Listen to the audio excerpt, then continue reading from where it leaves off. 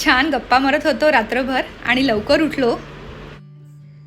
आज आहे इथला सेकंड डे आणि आपण आता निघणार आहोत एकविरा देवीच्या दर्शनाला। मस्त इकडे वातावरण खूप छान आहे, थंड वाटतंय छान आणि इकडे फुलं पण बघा तुम्ही किती सुंदर वाटतात। बघा छान ब्लूम होतील आता। या बंगल्यातल्या बागेची छान काळजी घेतलेली आहे। पपया बघा किती छान लागल्यात आणि जास्वंदीची फुलं तर खूप वेगवेगळ्या कलरची आहेत।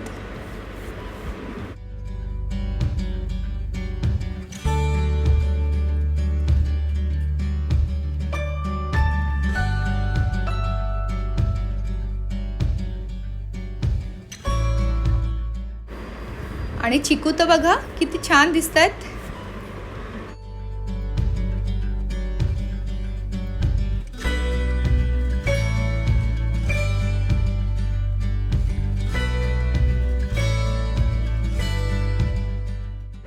आणि आता आम्ही निघालो एकविरा देवीच्या दर्शनाला।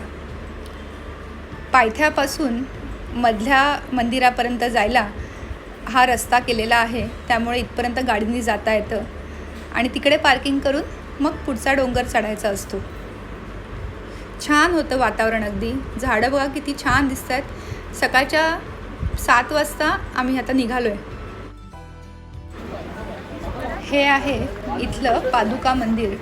आम्ही या मंदिराला 5 पायरी पादुका मंदिर असं म्हणतो। ज्या लोकांना वरपर्यंत देवीच्या दर्शनाला जाता येत नाही ते इथेच दर्शन घेतात। मग सुरू झालं डोंगर चढणं। छान दुकानं आहेत इथे। आता सकाळची वेळ असल्यामुळे काही दुकानं बंदच होती। मला देवीची ओटी भरायला साडी घ्यायची होती, ती मी साडीसुद्धा घेतली आणि मग पुढे गेलो।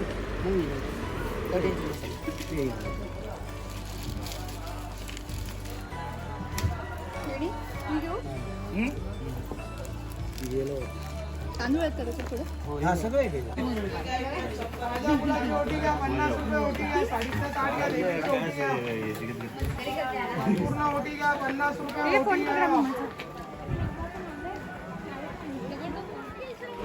आपण आता वरती आलोय। समोर बघा मंदिर दिसतंय एकविरा आईचं। कारल्या लेण्यांच्या महाद्वाराशी उत्तरेकडे तोंड करून एकविरा देवी विराजमान झालेली आहे। नवसाला पावणारी देवी म्हणून एकविरा देवीचे स्थान प्रसिद्ध आहे। चैत्र आणि अश्विन महिन्यात देवीची मोठी यात्रा असते। हा डोंगरातला भाग असल्यामुळे खूप हिरवगार आणि छान वाटत होतं। आणि हे जो तुम्ही पाठी पाहताय ना, ते आहेत कारल्या लेणी। खूप जुन्या काळापासनं ह्या लेणी इथे बनवलेल्या आहेत। आज खूप गर्दी असल्यामुळे आतमध्ये जायला परमिशन नव्हती, आम्ही बाहेरनं शूटिंग काढलेलं आहे थोडंसं। पौराणिक कथेनुसार हे मंदिर पांडवांनी त्यांच्या वनवासाच्या काळात बांधले होते। एकदा पांडव या ठिकाणी आले असता त्यांच्यासमोर प्रत्यक्ष एकविरा देवी प्रकट झाली आणि तिनेच त्यांना हे मंदिर बांधण्याचा आदेश दिला आणि पांडवांनी हे मंदिर एका रात्रीत बांधून दाखवलं। त्यांची ही भक्ती पाहून देवी प्रसन्न झाली आणि वनवासानंतरच्या 1 वर्षाच्या अज्ञातवासात त्यांना कोणी ओळखू शकणार नाही असं वरही तिने पांडवांना दिला। एकविरा देवी हा रेणुका मातेचा अवतार आहे।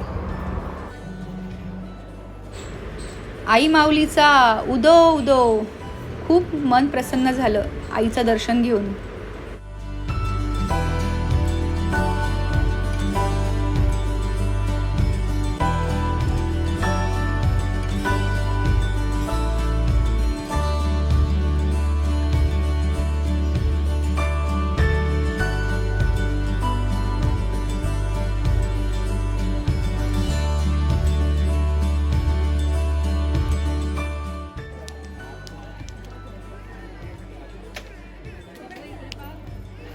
मगाशी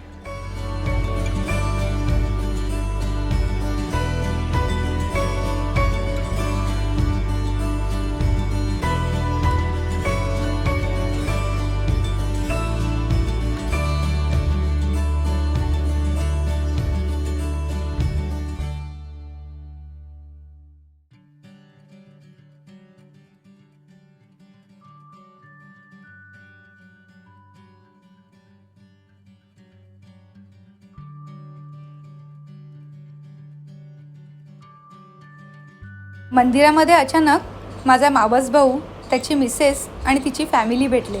खूप मस्त वाटलं सगळ्यांना भेटून.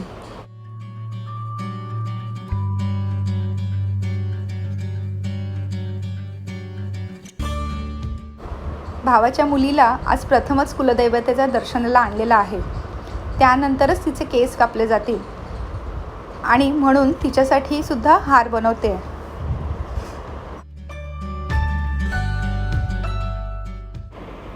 आजोबांबरोबर पिल्लू बघा किती छान दिसतंय आणि मम्मी पप्पांबरोबर पण आणि आता माझ्याबरोबर पण.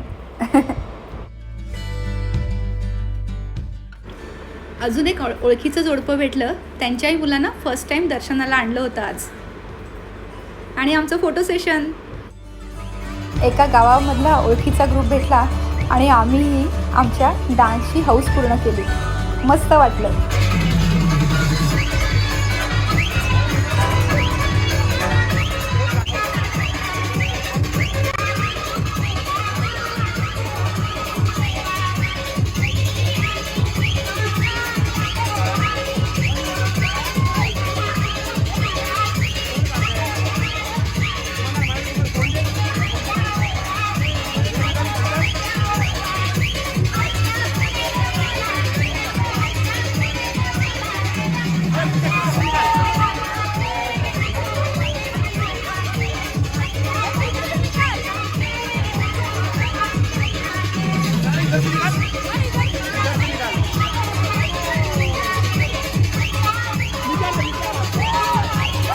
कसा वाटला मला नक्की सांगा.